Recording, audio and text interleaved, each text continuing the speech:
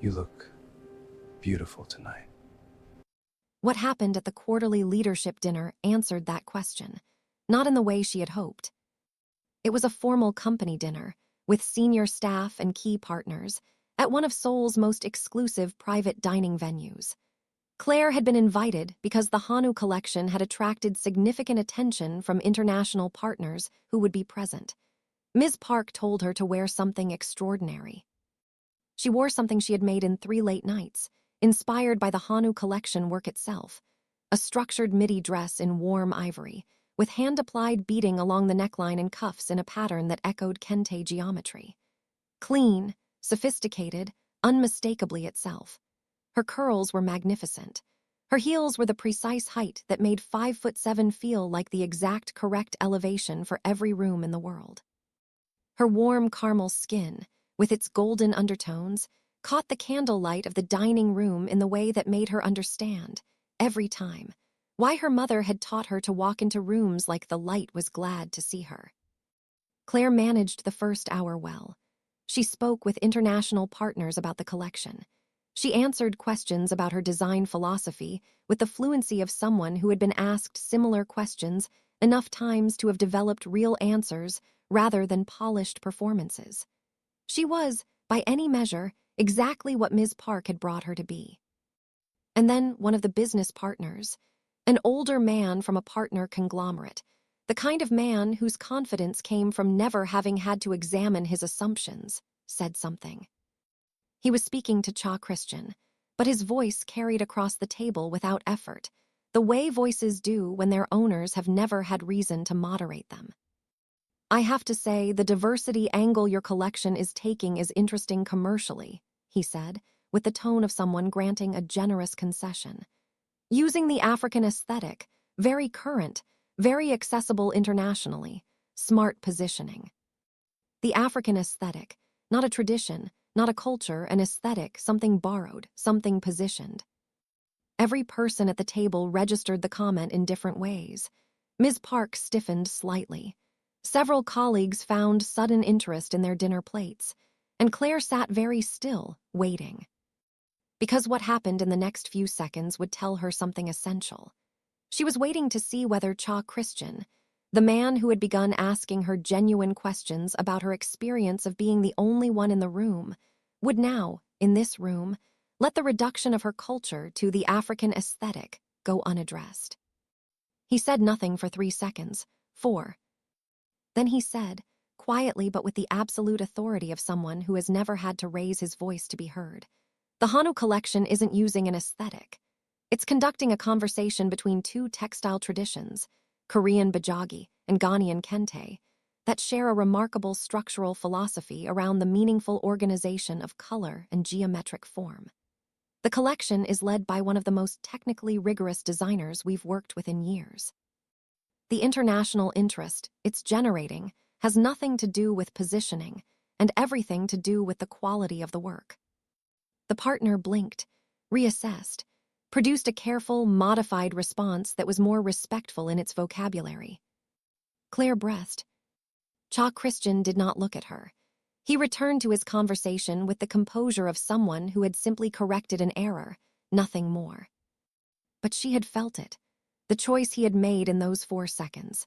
And what she felt, sitting at that table with candlelight on her caramel skin and her curls catching the light, was something she was no longer willing to call merely complicated. The conversation they finally had, the real one, the one that cracked everything open, happened 2 weeks later. It was late on a Friday, after most of the office had left, and Claire was reviewing the final technical specifications for the collection's lead pieces. She was so absorbed that she did not look up when footsteps entered the studio. "You're still here," Cha Christian said. "So are you," she said, still looking at her specifications. "I own the building," he said. "I remember." She looked up. He was standing across the work table from her, and his face was doing the hesitating thing again. "Is there something you need to review?" "No." He was quiet for a moment. "I wanted to know if you were coming to the collection preview next week." "Of course. Ms. Park has me presenting the concept development process." "Not the presentation," he said. The private preview, Thursday evening. He paused. I'm inviting the team. I thought you should know you're included. Something about the way he said it, the way it arrived wrapped in more words than were strictly necessary, which was unusual for a man who used words like precise instruments, told Claire the information was being delivered as a vehicle for something else. Thank you, she said. She held his gaze. Can I ask you something? His expression did something brief and wary. Ask. At dinner 2 weeks ago, what you said to Mr. Jiang about the collection, you didn't have to do that. He was quiet for a long moment. He was wrong. Inaccurate statements affect business relationships. It was a correction. It was more than a correction, Claire said simply, and you know it. Another silence. This one is longer, more weighted. He looked at the fabric samples on the table, looked at the kente cloth that had been there since the beginning, the gold and terracotta and ivory of her uncle's studio in Kumasi. Your father taught you to sew, he said, not as a question. I read your application file before you were hired. Claire absorbed this. Yes, he has a tailoring boutique in Accra. I took his first jacket apart when I was 4 and tried to reassemble it. He tells the story at every dinner party. Something happened in Cha Christian's face. The briefest, most involuntary softening. There and gone. My father taught me to read buildings, he said. How to look at a structure and understand it, not just aesthetically, structurally, what it was made of and why it would last or fail. It was the first personal thing he had ever offered her that she had not drawn out with a direct question. He passed away, Claire said carefully, 2 years ago. Yes. I'm sorry. He asked me not to become who I became, he said. His voice was flat, but the flatness required visible effort. He used better words than that. He spent his last energy on better words, and I've spent 2 years proving that his concern was founded. The candor of it stopped Claire's breath for a moment. She understood, in the space of those words, the architecture of everything she had witnessed over 3 months. The sealed quality, the fortress, the way his professional precision had become the only language he permitted himself. You're not beyond what he hoped for, she said quietly. He looked at her, really looked. The same way he had looked at the gala and then closed the shutters, but this time the shutters did not close. How would you know that? He said, not dismissive, genuinely asking. Because a man who is beyond hope doesn't correct people at dinner tables, she said. Don't ask about the experience of being the only one in the room. Doesn't remember that his father taught him to read structures. She paused. And doesn't stand in a design studio on a Friday evening with nothing in his hands. The longest silence yet. Seoul's evening traffic hummed somewhere below the building. The studio held its breath. I've treated you poorly, he said. The words arrived without preamble, without cushioning. In the beginning, I was dismissive in ways that had nothing to do with your work and everything to do with my inability to function like a complete person. He paused. I'm aware of how inadequate that acknowledgement is. Yes, she said, it is. I'm not asking for absolution, he said. I'm trying to say what's true. Then say the rest of it, she said. Why, not what, why? He sat down. This surprised Claire more than anything. Cha Christian lowering himself into one of the studio chairs, leaning his enormous frame forward with his elbows on his knees, like a man who had decided to stop performing height and simply be a person for a moment. And he told her. His father, Cha Junho, had built the Christian Holdings empire from nothing. Brilliant, driven, formidable. A man who taught his son that structures, buildings, businesses, relationships were only as strong as their foundations. And a man who, in his final years, had begun reaching into territory that belonged to dangerous people. His father had a business partner named Diane. Korean-American, brilliant, trusted completely. She had worked with the family for 6 years. She had been his father's most valued confidant in the business. Someone Cha Christian himself had trusted as family. Diane had been feeding information to a rival group for 14 months before anyone discovered it. By the time the discovery was made, the damage was catastrophic in ways that were not immediately visible. 6 months after the discovery, Cha Junho died of a heart attack, brought on, the doctors said, by the sustained stress of the crisis period.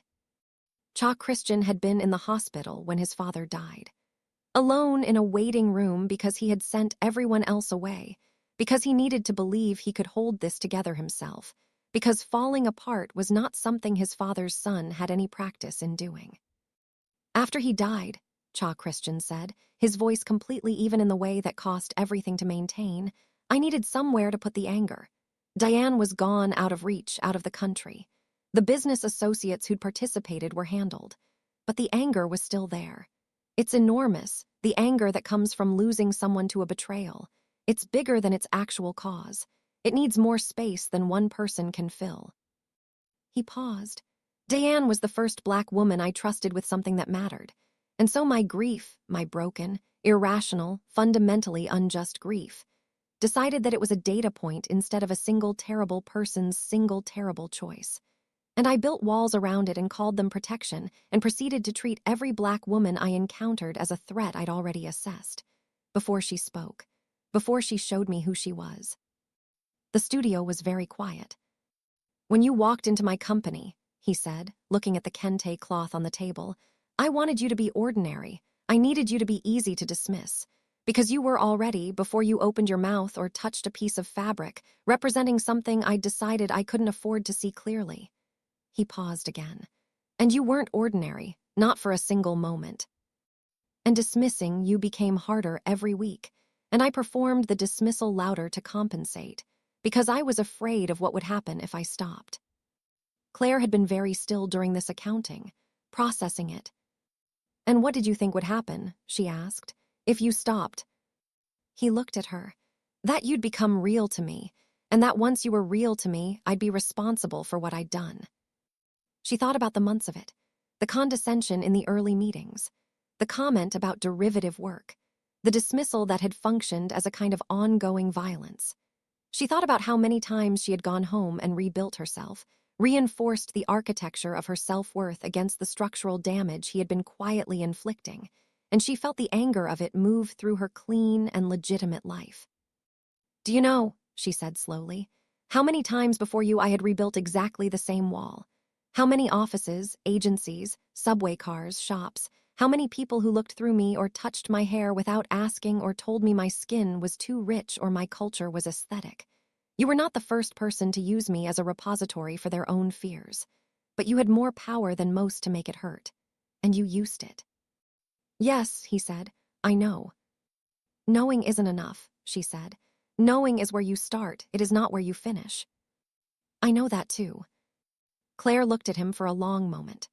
This enormous, beautiful, broken man in a studio chair with his elbows on his knees, and nothing in his hands, and everything true written across his carefully maintained face. I don't forgive you tonight, she said. Forgiveness isn't something I give because someone asks for it correctly. It's something that gets built, over time, out of different choices than the ones that created the wound. She paused. But I'm willing to watch you make different choices if you're genuinely prepared to make them. He held her gaze and said, Tell me what that requires. Before we continue, stop right here. I need to know where in the world you are watching from right now. Drop it in the comments. And hit that subscribe button and like, because what happens next between Claire and Cha Christian is the part where everything either builds into something extraordinary or falls apart completely. I genuinely need you to stay for this. Do not go anywhere. Now let's proceed. What followed was the most unusual, most demanding, most unexpectedly tender 4 months of their lives. Cha Christian did not court Claire in any of the ways someone might have anticipated from a billionaire, accustomed to getting what he wanted through the strategic application of resources. He did not send flowers or arrange dinners or deploy the machinery of wealth as an apology. She had been clear that none of that would mean anything, and he had heard her with the total attention he brought to everything. What he did instead was show up, consistently, quietly, with the kind of sustained, undramatic effort that is far harder to perform than grand gestures and far more revealing of character. He read. Claire had mentioned, in their conversation that night in the studio, that understanding her experience required understanding where she came from, the literature, the history, the specific texture of what it meant to be Ghanaian and black, and navigating Korean professional spaces. He read. She knew because 3 weeks later, he referenced Ama Ada Edu with the specificity of someone who had actually engaged with the work, not skimming a summary. He referenced Aikwe Arma. He asked her, carefully, about the experience of Ghanaian women in the diaspora, with background reading that was apparent in the quality of his questions. He also began learning Twi. Claire found this out from Ms. Park, who found it out from his personal assistant, who found it out from the language tutor Cha Christian had hired and instructed to keep it quiet. His pronunciation was, by all accounts, genuinely terrible. His commitment was absolute.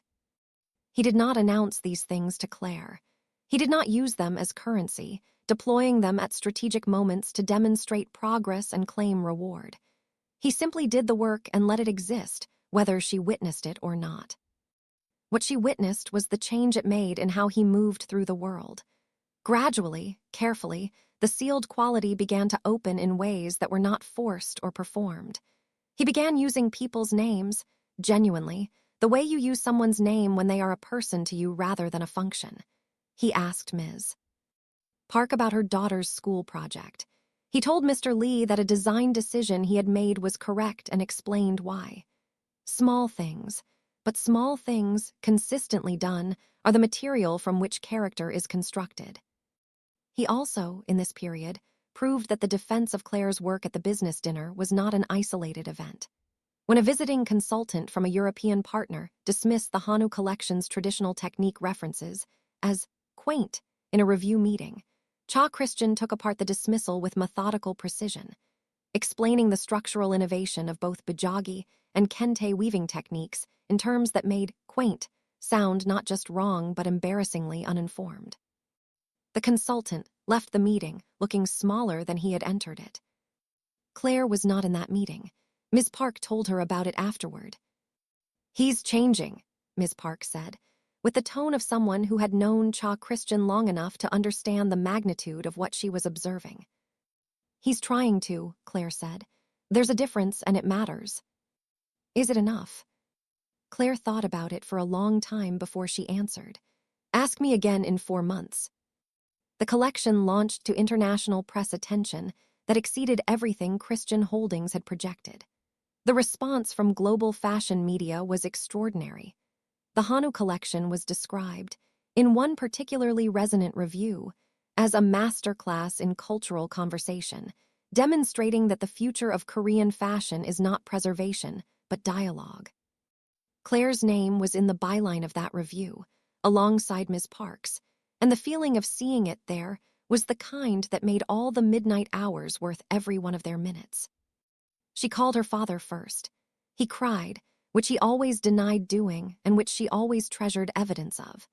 She called her mother, who quoted something from Toni Morrison about the particular responsibility of those who make beauty, and then told Claire she was proud of her in the specific, marrow-deep way that only mothers can communicate.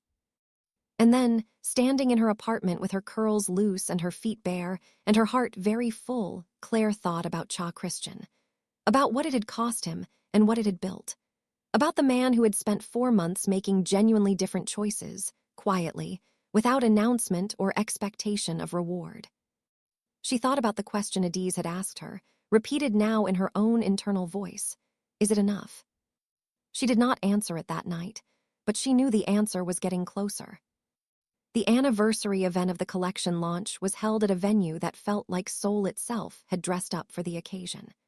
The aesthetic division was celebrated, the collection's success toasted, and Claire found herself in the particular warm glow of a professional milestone that had been earned through genuine effort and genuine excellence. She wore something she had designed for this specific evening, a flowing midi silhouette in warm golden silk, deeply romantic in its movement, with hand-embroidered detailing at the hem that echoed Kente geometry in a language subtle enough to feel intimate rather than declarative. Her curls were at their most extraordinary, full and gleaming and uncontained, the way she wore them when she wanted to be entirely, unapologetically herself. Her warm caramel skin, golden in the light of that room, was what her mother called the color of grace. Cha Christian found her near the window, looking at Seoul's skyline. The same skyline she had stared at from her studio window through months of work and confusion and gradual, complicated feeling. "The reviews are still coming in from overseas," he said. "The Tokyo response is particularly strong." "I know," Ms. Park forwarded them. He stood beside her at the window. They were close enough that she could have reached out and touched his arm, and the awareness of that proximity was something she had stopped pretending was not there. "I owe you something," he said. "I've been working out how to say it adequately, and I think the honest answer is that adequately isn't possible, but I want to try." She turned to look at him. "When you walked into my company," he said, "I was already deciding who you were. I was already building a case for why you were a threat, why you were replaceable, why looking at you clearly was dangerous. And I was wrong. Not wrong the way people are wrong when they make mistakes in good faith. Wrong the way people are wrong when they choose convenient fears over genuine engagement. I chose to see you through my damage instead of seeing you. And you were so extraordinary, so technically brilliant, so genuinely yourself, so relentlessly and gracefully committed to the work, that maintaining that choice required increasing effort every single week. It was exhausting," he said, and something almost rueful came into his voice. "Being wrong about you. You kept making it impossible." Claire looked at him for a long moment.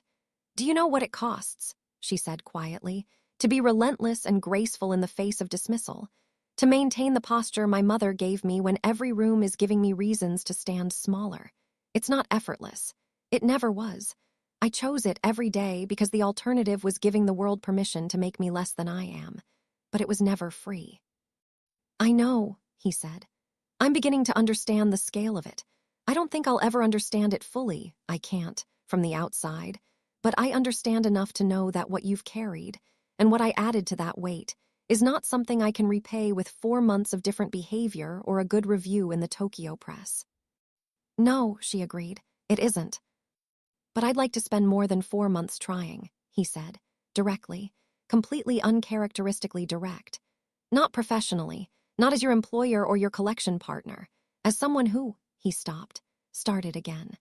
"As someone who has spent 4 months discovering that the version of himself that exists in your presence is the version he prefers, and who wants the opportunity to prove that preference consistently if you're willing to give it." Seoul hummed below them. The party continued around them in its warm, oblivious celebration. Claire looked at him. This man who had made her cry in a studio bathroom in her second week, and then spent 4 months quietly becoming someone different. This man who read Ghanaian literature and learned terrible Twi and defended cultural traditions he had not known the names of a year ago. This man whose face, when he was being genuinely himself instead of his fortress, was the most interesting face she had ever spent time reading. "I want to tell you something my father says," she said. "He says a good suit is measured 3 times before a single cut is made, and the first measurement is always the bias, finding the direction the fabric wants to move naturally before you impose anything on it. Because if you cut against the natural grain, nothing you make will sit right no matter how skilled the construction." Cha Christian looked at her carefully. "What's natural grain?" "Honesty," she said. "Continued honesty even when it's difficult. No more fortresses. No more sealed-off management of what you allow yourself to feel. You've been cutting against your natural grain for 2 years, and it shows in everything you make." She paused. "That's what I need from you. Not grand gestures, not resources deployed as an apology, just the grain." "The grain," he said slowly. "I can do that." "Then yes," she said, "I'm willing." The expression that moved across his face then was one she had seen only in fragments before, the involuntary wonder, the thing that happened when his defenses came all the way down. But this time it stayed. This time he let it. He reached for her hand, and she let him take it, and they stood at the window with Seoul glittering below them, and everything uncertain and possible and appropriately terrifying ahead. "You're Twi," she said after a moment. "Terrible," he said immediately. "I know, I've heard reports." The smile happened before she could moderate it. "I'll help you." Something shifted in his face that might, on another man's face, have been described as joy. On Cha Christian, it looked like the first light after a very long night, arriving gradually, then all at once. What followed was not simple. Real things never are. They were navigating differences that went far beyond culture. Two people whose damage had been built in opposite directions, who had to learn constantly to trust the new language they were building together, rather than retreating to the old fluencies that felt safer and cost more. There were conversations that required everything. Moments when his sealed quality tried to reassert itself, and Claire held steady and waited. And his father's voice in his memory, "Find something real," was louder than his fear. Moments when her mother's voice told her to walk like the light was glad to see her, and she leaned on that when the vulnerable act of loving someone who had hurt her felt like standing on uncertain ground. They learned each other slowly, seriously, with the kind of attention that neither had ever fully offered to another person. He learned the grammar of her family, the way her parents communicated through proverbs, the significance of food and shared meals in Ghanaian hospitality, the weight of what it meant that her family had invested in her education and what she carried for them daily. She learned the landscape of his grief, the specific topology of losing a father who was also a mentor, the way ambition and mourning had become so tangled in him that success felt simultaneously like obligation and punishment. He came to Accra with her 8 months, after the night at the window. Emmanuel Okonkwo measured him with the eyes of a man who had built his life on understanding structure and quality. Dr. Beatrice asked him questions that were warm on the surface and absolutely surgical in their depth. Claire's grandmother, who spoke minimal English and no Korean, communicated through food and touch, and the particular expressiveness of someone who had no patience for anything except essential truth. Cha Christian moved through the family home with the care of someone who understood he was on ground that mattered. He ate everything the grandmother put in front of him without reservation. He sat with Emmanuel and asked genuine questions about the tailoring business and listened to the answers with total attention. He spoke with Dr. Beatrice about literature, and whatever she had been prepared to think of him, the conversation about Ama Ada Edu that revealed he had read 3 of her works changed the architecture of the afternoon.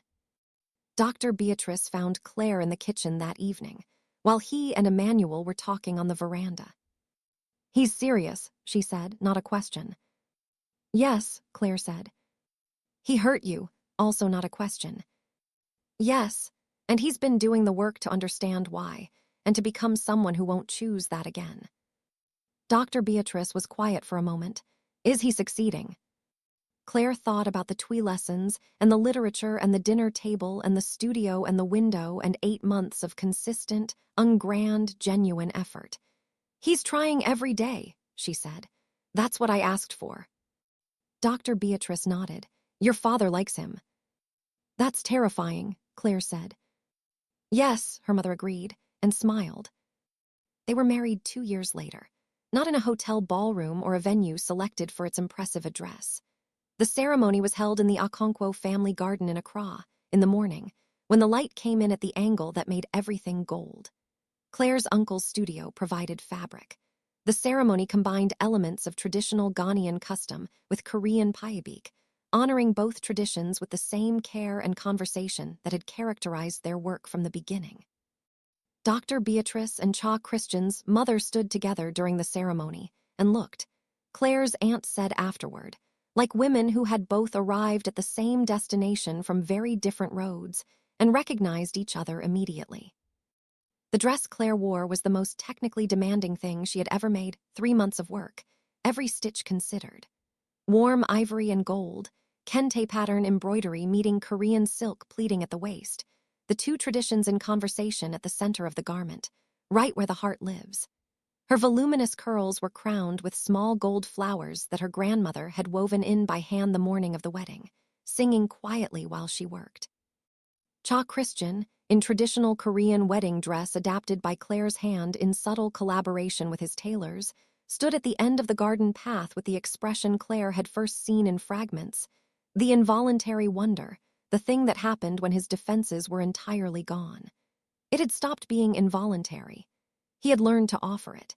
He had decided it was safer than the fortress, and he was right. When Adaeze, standing beside Claire, whispered, "I completely understand everything now," Claire laughed and cried simultaneously, which is the appropriate response to marrying someone after the particular journey they had taken.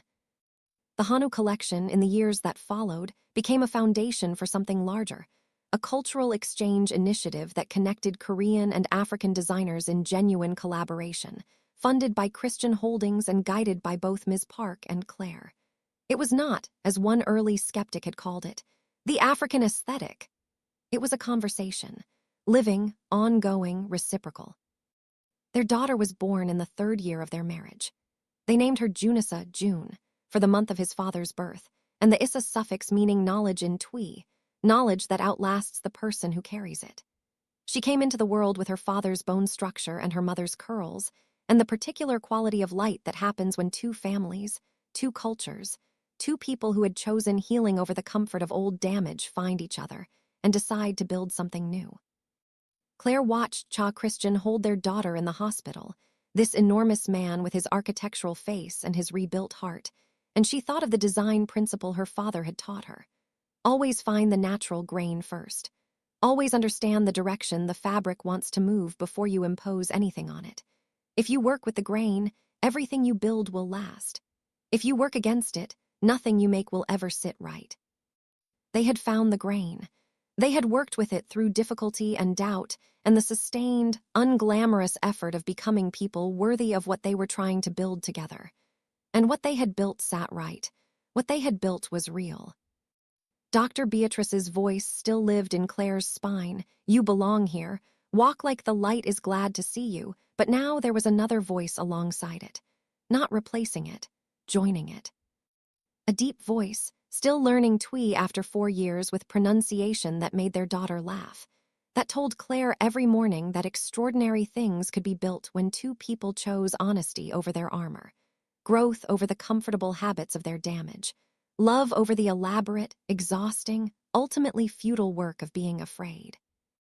In their apartment, warm with Claire's fashion designs on the walls, photographs of both families smiling, Ghanaian and Korean decorative touches blending into something that belonged to neither country and both. Cha Christian read, a Korean children's book aloud to his daughter, his pronunciation still magnificently imperfect after all this time, making Claire look up from her sketches and laugh with the unself-conscious ease of someone who had found the one place in the world where she was entirely, completely, gloriously home. Say it again, she said, still smiling, setting down her pencil. He tried, failed. They both dissolved into laughter, their daughter giggling between them without understanding why, only understanding that this warmth, this ease, this dailiness of two people who had chosen each other through everything, was the texture of the world she had been born into. He rested his hand over Claire's and said, carefully, the Twi finally coming right after 4 years of terrible practice. Medas, thank you. Meta wo ass, she corrected softly, touching his face. Thank you more. And in that small, warm, ordinary moment, in an apartment that smelled like fabric and coffee, and the particular domestic peace that only exists between people who have done the hard work of deserving each other, both of them understood completely what it meant to build something real. Not a monument, not an empire. Just this. 2 people, 1 daughter, 2 families, 2 cultures, 1 grain, pulled in the same direction at last. If this story moved you, if you believe that people can choose differently, that the work of becoming better is real and possible and worth every difficult moment it requires, then there is one final thing to ask of you. Hit subscribe. Turn on your notifications. Share this story with someone who needs to hear that natural grain is always worth finding.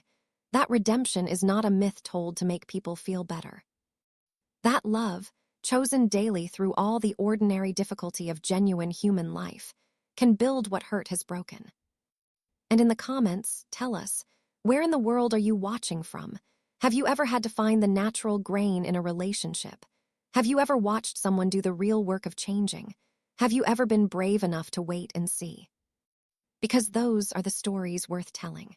Those are the ones that remind us all what we are capable of when we are finally ready to be honest about the direction we want to move.